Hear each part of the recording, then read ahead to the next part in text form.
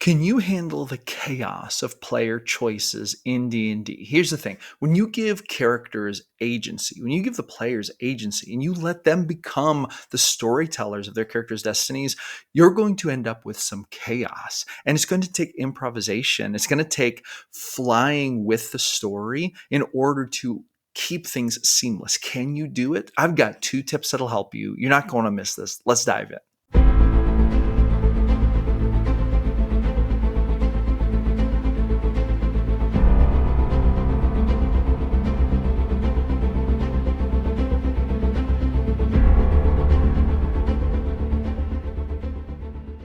Welcome back to GM Philosophy. I'm the GM Philosopher. I want to give a big shout out before we get started to our partner level Ko-Fi supporters, David and Solstice. Thank you so much for supporting the channel and everything that you do to help keep GM Philosophy moving in the right direction.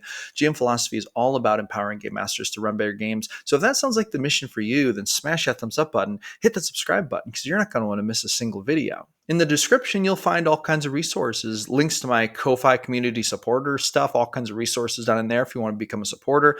I've got a free ebook that I give out to people who join my email list, my top 10 tips, Game Master Tips ebook compiled from 20 plus years of running games.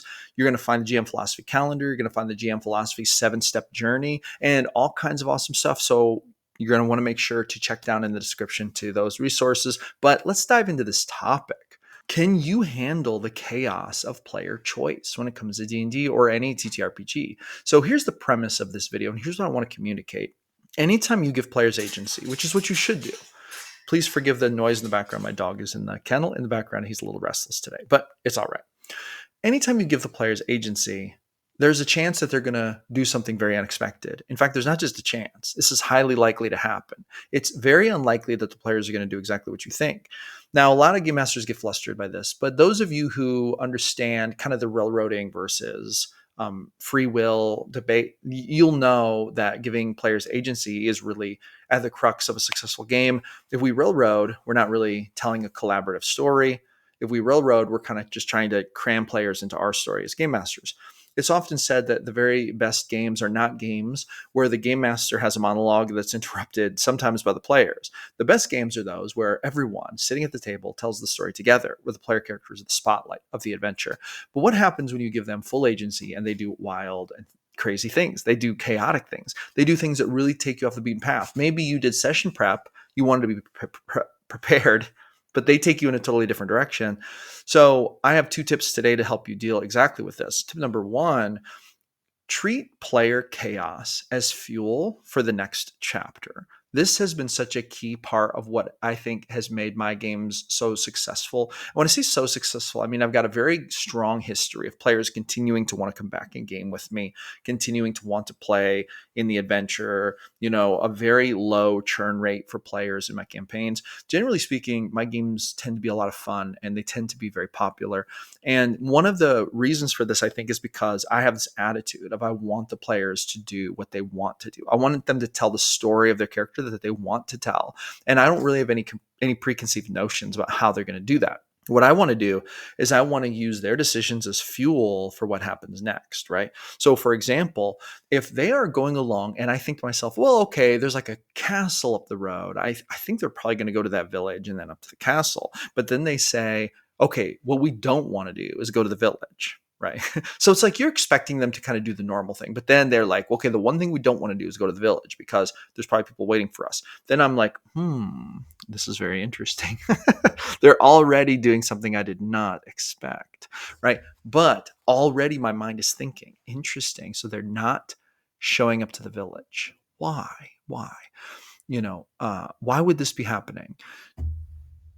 And when I say why might this be happening, I'm thinking, what's the in-game explanation, right? They have a player theory, but is there a good in-game reason for this? But then also they want to go to the forest instead. They're like, we're going to go around the village. We're going to go to the forest. So I think to myself, okay. So this is a new direction for the adventure. So what I might do in this situation is I want to take their decisions and use them for fuel. So they're going off into the forest. This is a decision. What are they going to find in the forest? That wasn't even maybe thought about before. But now that they've made that decision, I'm going to think, what is going on in the forest? What are they likely to encounter? Maybe I'm going to plan some kind of fey encounter, or I'm going to plan for them to find some bandits, or it's going to be a wild animal, or they're going to find a secret wizard's tower where there's a wilderness wizard doing wilderness wizard things. And then I think to myself, they have this theory that there are people in the village trying to catch them. Maybe I switch to a cutscene as a cliffhanger at the end of that session where they didn't go to the village. And I picture a bunch of guards sitting around the table at the tavern. One of them says, "I don't think they're going to show, boss." And then the boss rubs his beard and he says, they must have been tipped off. We're going to track them down. Saddle up. And then we just cut it right there. See, now the players are like, "Oh, I told you I was right." See, maybe there was no one waiting at the village, but maybe they had a theory for this for a good reason. Maybe I'll play off of that to feed into that, because I was reacting to their choices, but I wasn't just reacting. I wasn't just trying to change course because they were changing course. I want to build on it. I want to turn it into a foundation and grow a whole story off of that choice, right? So use their decisions as fuel for the next step. Don't just redirect, rebuild. Build using the fuel and the foundation of their choices. And then tip number 2 is actually something you may not expect. Throw a little chaos back into the mix. Respond to chaos with some chaos. Now, here's what I mean by this. Maybe the characters do something completely unexpected, right? They are making a choice that I never foresaw. They're going in a direction I never foresaw. I'm going to improvise. Okay. Now, here's the thing. I like to go with my gut. I like to go with my instincts when I'm improvising with D&D. Now, sometimes this is more powerful than other times. Sometimes I am more likely to open the monster manual and choose a random encounter to get some inspiration. Sometimes I'm likely to roll on a random roll table, but sometimes I'll use my inspiration. Sometimes my gut will tell me exactly what is going on. And, there might be a case where a player decides to, go to a thing or do a thing that I never saw coming. And I just think, what is going on here? And then a thought will just pop into my mind, a little bitty thought of something, like maybe a character that looks this way, or something is happening. And that first instinct, when that little random thing pops in your mind, that's your instinct, that's your gut, that's your creative essence telling you, hey, here's an idea. What I have found more often than not is that chasing these little ideas, these things that just pop in your mind, and then so with the minute it pops in there, you think, yes, I'm doing it. And then you go with it and you commit to it and you build on it.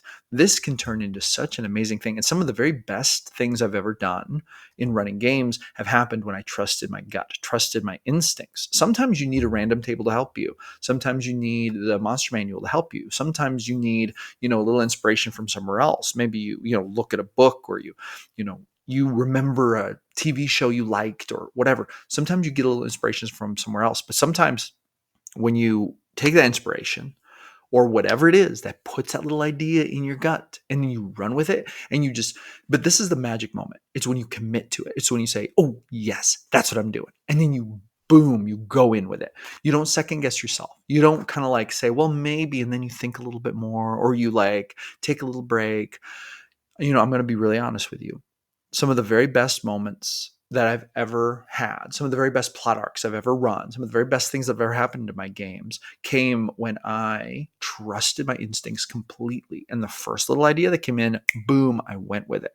So respond to chaos with a little chaos. Let your instincts tell you how to respond. And then that's going to give you fuel for how to build upon the chaos of the player actions. Okay. All right. Now, one more thing I want to say. I want to give a huge shout out to our gold level Ko-Fi supporters, including our most recent gold level supporter, Craig. Craig, thank you so much for supporting the channel, the YouTube, the Discord, the email list, and everything else you support. Thank you so much for everything that you do. Super pumped to have you aboard.